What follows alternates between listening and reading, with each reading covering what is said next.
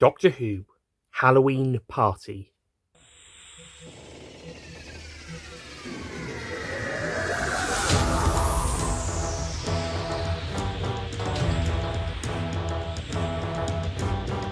Doctor Who Halloween Party, written and read by Nick Payne.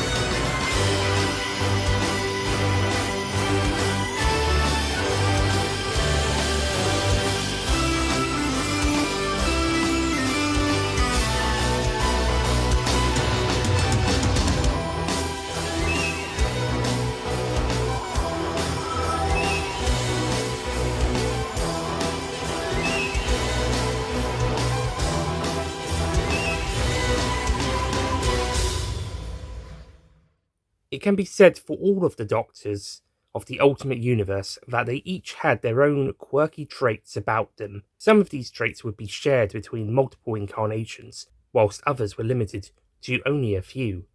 The Pinky Doctor was a good example of this. She had been gifted with the ability to create the most fun and entertaining parties, rarely missing a mark and typically considered a master. No, that's somebody else.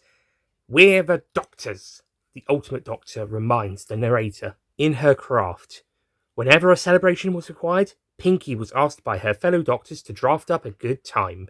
One year, 2025 AD in Earth years, the Doctors decided to host a Halloween party in the Room, their little pocket of nothingness, a room made specially by the Rani to hold all the incarnations of the Doctor as part of an evil scheme that, after being defeated by Commander Nick, they had repurposed as their meeting place that wouldn't affect the web of time or stability of the universe, something that meeting various cells of a Time Lord at different points in time, all in one place and time, would normally cause. Naturally, they asked the Pinky Doctor to handle it for them.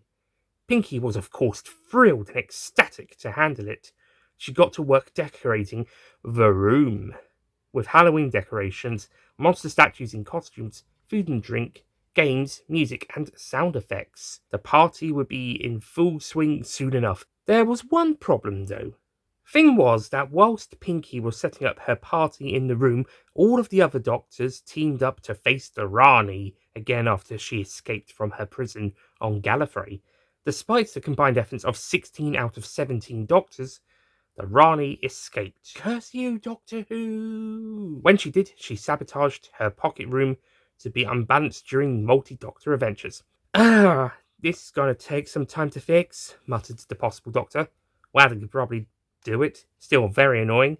Indeed, the Ultimate Doctor said. And I was looking forward to the Halloween party, the cool Doctor said. Don't worry, we'll think of something, the foxy Doctor said. It was the mysterious Doctor who came up with the idea, a haunted house party. All they had to do was travel to an old haunted house, akin to the ones in Scooby-Doo. My mate Scoob, Mysterious said, mysteriously. Pinky, disappointed that she couldn't organise the party inside the room, was delighted to hear it was still on and to have the opportunity to decorate a hired-out haunted house. Once she had moved everything to the house, Wadden was able to fix the Rani's sabotage. Things were going well. Doctors and companions hanging out, having a good time, a couple of cool costumes, the septet of Poppy, Lisa, Mary, Felicity, Rarity, Sally, and Earth Agent Cat all competed in their best-dressed feline outfit. So they were all dressed as cats, basically. Rarity won, having the most fabulous costume, whilst Felicity got the honourable Best Dressed Cat Burglar Award, whilst Runcorn was doing his best being the back end of a horse with a possible Doctor. Next time I'm choosing the costumes, she said through gritted teeth to her companion. George Inksworth came as a samurai. Since his usual outfit was samurai-inspired, many people thought he had come in one of his other day outfits, which it technically was. Susie, the youngest, beamed as she took the prize for the most treats won. The sweetie Doctor allowed her to win, giving her a massive grin and a laugh as he congratulated her. Even the stoic lawyer Milo Sideton, Inspector Zenny Garden, D.I. Lassie Woffington, and the Brigadier, who had all also been invited, had fun. Wadden even turned up after fixing the sabotage done to the room and had a ball of a time. Outside, some egos and tempers flaring, it looked like it was going to be a fun night, but that's when the spooks got scary and the sense of fun stopped. Despite the haunted house not actually being haunted, the mysterious doctor had been duped by devilishly fiendish foes in order to bring Doctor's companions and friends across time and space to this specific haunted house to, in all effect, provide them with some actual scares, but not very nice ones though. Suddenly, whilst Dugadoo and the musical doctor were doing karaoke, ghosts started to appear, then spooky skeletons and pumpkin-headed people, much to the dismay of the mysterious doctor and Abby. Then the statues got real. Thankfully, not weeping angels. Everyone at first thought they were all part of a setup, until one monster deliberately knocked over Tigger as he was bouncing, causing him to fall into Musical's band and the Battle Doctor's squadron. Daniel Jugsworth started getting jittery. "Yeah, I don't like things I can't shoot," he said when cheeky Sally mentioned it. "Well, maybe somebody should do something about it," Lisa said firmly to her doctor, the spy doctor. "Yes, quite," he said, then looked at Lisa, still glaring. "Oh, you meant me." "Yes," the space agent said crossly. "Damn, this reminds me of the Night of the Living Pumpkins. God, I hate those," Abby said, as the pumpkin-headed people headed closer to her. "I'm sure we can solve this mystery," Private Investigator Helena said, as the monsters started attacking the sports team the sporty doctor had brought along. "Well, can you solve it quickly, please?" Beggles, the talking cat, said. "Rah, rah!" Scooby-Doo said in agreement. "Can you do something about this, Commander Nick?" John and Gillian asked the lead Earth agent from the Bishop Stortford branch. "Oh yeah, sure, let me get my ghost-busting kit out," Commander Nick said sarcastically. "Who you gonna call?" Danny asked. "Somebody with a competent mindset," said an annoyed Battle Doctor, as the flower shop girls from Scarlet's flower shop screamed and ran from attacking living little plants, except April the robot, because she is based. So I am told by the Sweetie Doctor. Sweetie had invited them, along with the maids from the Spit and College Cafe and the taverniers of the Hideaway Tavern. The innkeeper herself was not amused to be dragged away from her beloved tavern, only to witness such madness. She did enjoy the party, though. At that moment, the poor Spit and Polish Cafe maids had little spiders fall on them and create webs around their bodies. The poor women screamed in fright, whilst their leader, Trixie, was clueless on what to do. "Can somebody please do something about this?" the Battle Doctor asked. "Time to look for some clues," the sharp-eyed doctor said, and Helena nodded in agreement. So they started looking around whilst all the commotion was going on, and that's when the scary, evil laughing started, frightening everyone. The pair of frightening laughs surrounded the rooms of the house as everybody crept around looking for clues or continued to be harassed by the monsters and creatures.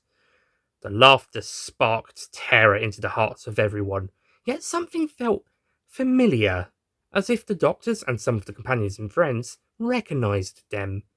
As the sharp-eyed doctor and Helena looked around, Dugadoo, from the planet Gumbold, and was annoyed that his karaoke had been interrupted, stumbled across a wire. Tigger also stumbled across it, and Beggles pulled it out to reveal a speaker. "Oh, you've got to be kidding," the musical doctor said, annoyed. "Some wise guy's or girl's idea of a prank?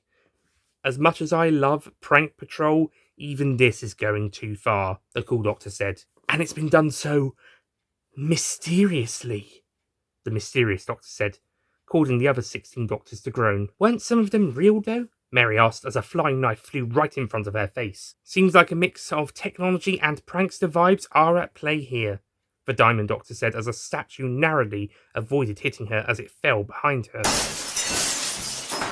This revealed a secret room with 2 people in it. "Aha!" the sporty doctor said. "The curtain reveals all." "You mean statue?" Runcorn said, smirking, which was hilarious because he was still in his half of the horse costume. "Time to find out who's behind this charade," the ultimate doctor said triumphantly.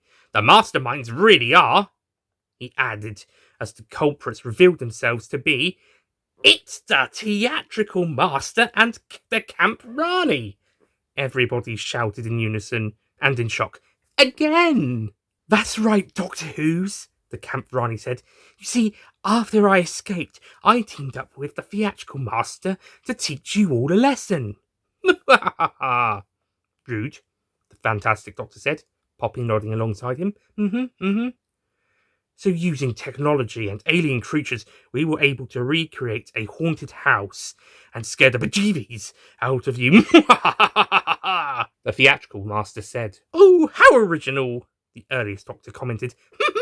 Yeah, we really should have seen this coming, the cool doctor said. Oh, shut up, Doctor Who's, the Rani said. This is revenge and a little Halloween fun. Zia fun for who? Pierre, who was French, by the way, from the Earth Agency, remarked. Well, mostly for us, the master said. Suddenly, the Pinky Doctor pushed past Ultimate and entered the room, red flames in her eyes. You ruined my party, Master Rani! She screamed at the top of her lungs, causing the ground to shake, and a scary echo, louder and more frightening than the Master and Rani's evil laughs. She then entered the room with purpose. No.